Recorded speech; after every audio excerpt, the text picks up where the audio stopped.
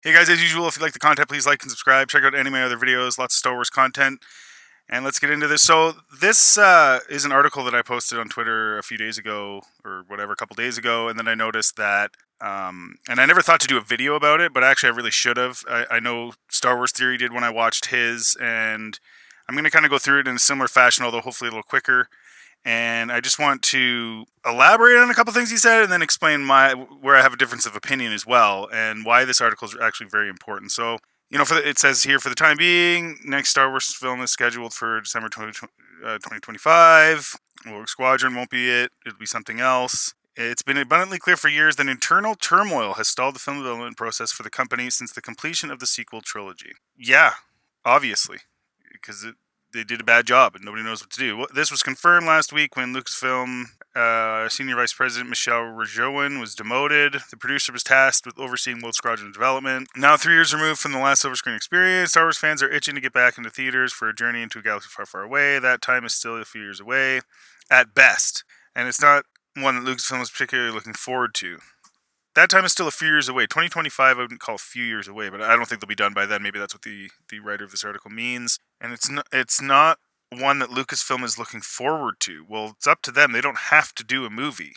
With so much writing on the next theatrical title, Lucasfilm executives are actually worried about the franchise's next step. I disagree. I don't think there's anything riding on it. I think the damage is done.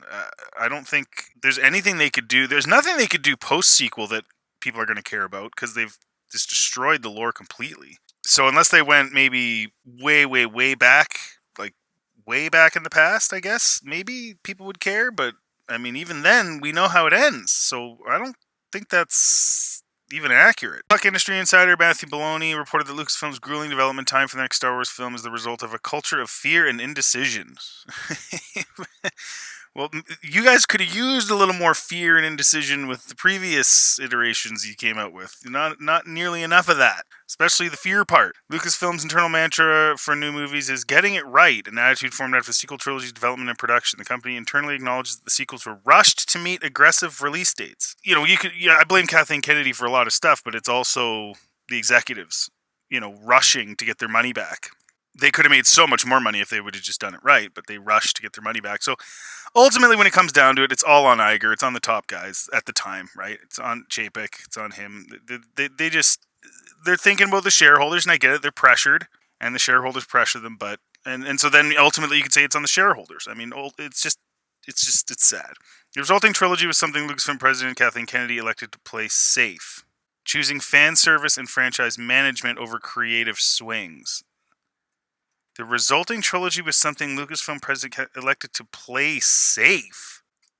How? Choosing fan service and franchise management over creative swings. I disagree. Many of the creative choices baffled Star Wars fans. Yeah, because they were stupid. They weren't playing it safe. And Kennedy herself has come to dislike her decisions. Oh, well, that's good. Let's see here. From jettisoning most of the original writer Michael Arndt's ideas and essentially remaking A New Hope with The Force Awakens, to freaking out and bringing back J.J. Abrams and the villainous Emperor for Rise of Skywalker, after some fans complained about Johnson's mythology-busting choices in The Last Jedi, choices that Kathleen Kennedy enthusiastically supported right up until she didn't. Exactly, she supported them, so that's not playing it safe. She wasn't playing it safe. Mythology-busting choices is not playing it safe. A contributing factor in Lucasfilm's slow-moving development process is Kennedy's recognition that the next installment needs to actually be good. Well, fourth time's probably not going to be a charm, Kathy. After the first one sucked, you probably should have woke up, but you didn't. It's become a juggling act, though, as a movie needs to be different from the D+ stuff, but also somewhat the same. Different from the Disney Plus stuff, but also somewhat the same. It's the same IP. The only difference with the Disney Plus stuff is that it looks low budget in its TV show. They shouldn't even be on TV. That was a mistake, which probably was a shareholder, Chapek decision, Iger decision, but also somewhat the same. Well, yeah, it needs to be on the same story level. It needs to make sense. You can't break continuity and lore and stuff like all these shows are doing, especially Kenobi. I guess Andor's not really at all, actually. Andor's the only one that isn't. All the rest of them are ridiculous. There's an understanding that Lucasfilm needs to steer the franchise away from fan service. heavily depicted in the newest wave of project. Steer the franchise away. No, we just want good fan service. As fans, we want good characters. We want previous characters like the OT characters treated properly. We don't want no fan service. We don't want cheap fan service like 15 cameos in one show that is a poorly written, boring, crappy show and dumb and breaks lore. We just want good fan service. Like this whole idea, it's got to be all the way one way or the other. That's the problem with these people. It's like there is a balance. You can be a critical thinker. You can meet in the middle with things. It doesn't have to be all one way or the other. Most important is the next film is rooted in what fans love about Star Wars. Okay, well, what is that? You guys tell me in the comment section. I mean, I love the family aspect of it. I love that that's really what the story, the Skywalker saga, was supposed to be about. It turned out really not to be, but that's what I loved about it. And then, of course, there's all the mythology and stuff that built in there. And then the mythology was also destroyed in a lot of ways. And with you don't have to train anymore, and you just figure things out on your own. And there's no team aspect now. It's just one superhero does everything, and the rest of the people are just in the background.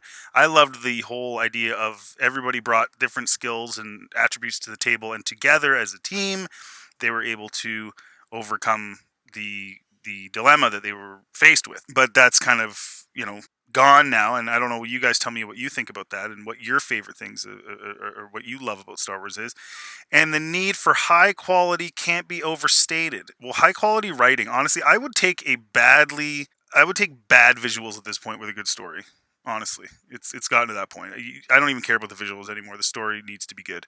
Kennedy is looking to usher in a new era of Star Wars. You did already, but Lucasfilm's fear comes from having to be bold and outdo itself. This, I think, is the reason they keep making the Force powers more and more over the top. George did this a little bit in The Phantom Menace with the speed thing. That was a mistake. But it was one small mistake that happened once. It wasn't just an endless parade of mistakes. But you don't have to be bold and outdo yourself. You don't need a baby putting a Rancor to sleep. You don't need Rey doing mind tricks. You don't need, like, just stick to the lore. Stick to what we already know. Don't outdo yourself. You've already outdone yourself. Don't continue to do that.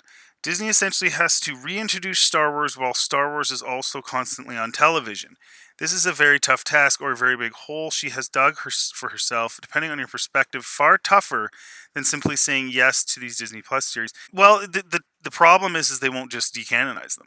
All they have to do is, all Chapek or whoever's running Disney, I don't even know who it is anymore, so many of them keep getting fired for various reasons, including diddling kids, but I don't know why they wouldn't just stand up in a press conference and say, we hired Kathleen Kennedy.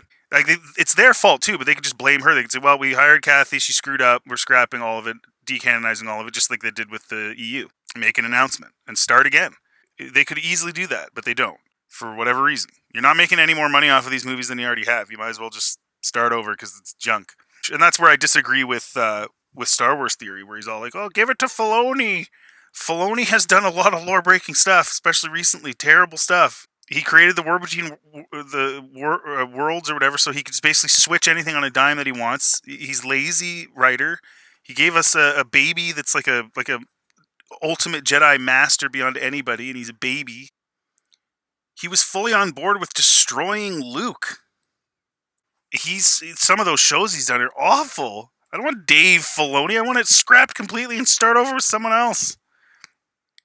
Kathleen Kennedy is making life more difficult for herself than it needs to be. The same can be said for the rest of Lucasfilm senior executives. Every Star Wars fan will appreciate the commitment to getting the next film right, but how Lucasfilm attempts to do so may spell doom for the project.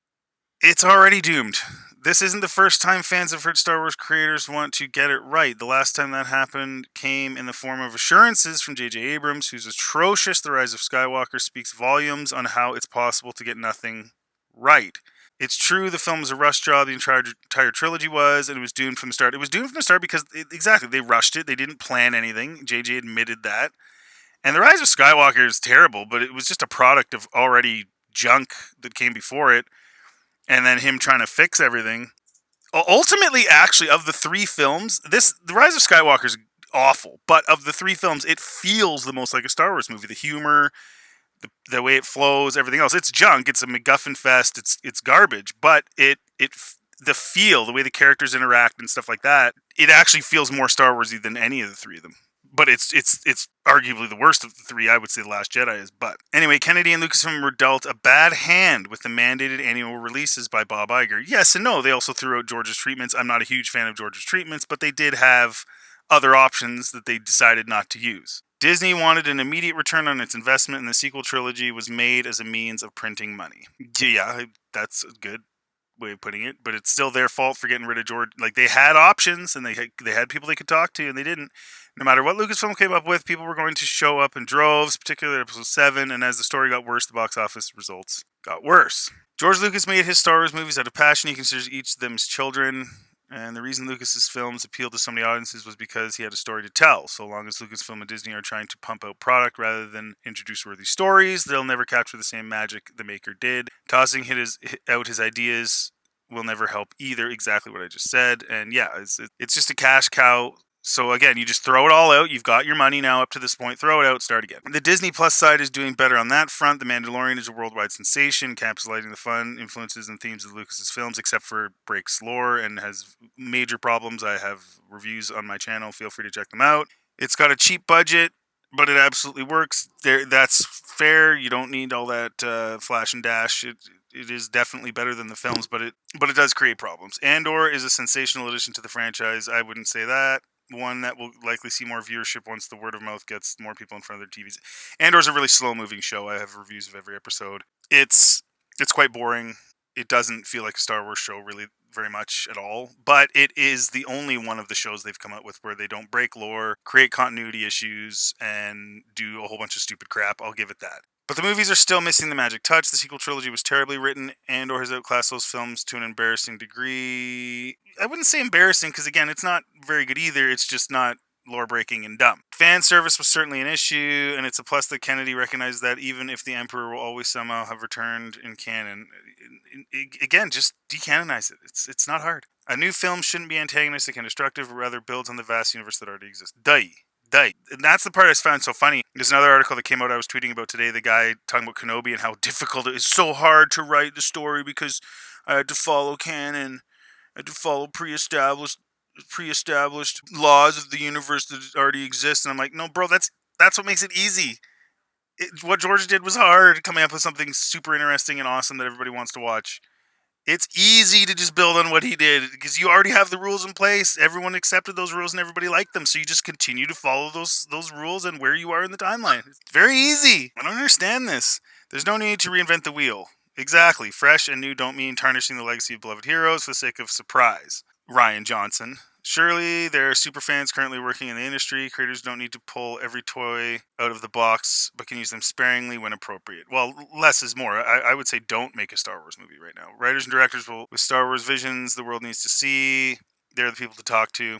Lucasfilm is right to be worried. Star Wars fans are loyal, but they won't tolerate mediocrity and cancellations forever. Film development remains a disaster, though recent changes to the hierarchy could mark the beginning of a true change. Kennedy can dig herself out of her hole if she's willing. No, she can't. The hole's dug, folks. It's over. They're out there. Unless it's all stripped away and start again, it's impossible. How are you going to fix it now? Tell me in the comment section how you're going to fix it. How are you going to fix it now? But the time for indecision has passed. Lucasfilm needs to make a commitment. Do or do not. Do or do not. There is no try. Do decanonize it all and start again, because it's a total mess and a total screw up. And get rid of Kennedy and just have a different approach. Have an approach where, okay, we're going to come out with a movie once every 3 years that's going to make $2.5 billion or $3 billion and is good, instead of one every year that makes $1 billion and sucks. And then actually sell merchandise. They sell Grogu because he's cute. Yeah, just wipe it away, start again, do something good, and then no one will care. Anyway, that's my spiel, guys. Again, give me a like and subscribe, and have a good day.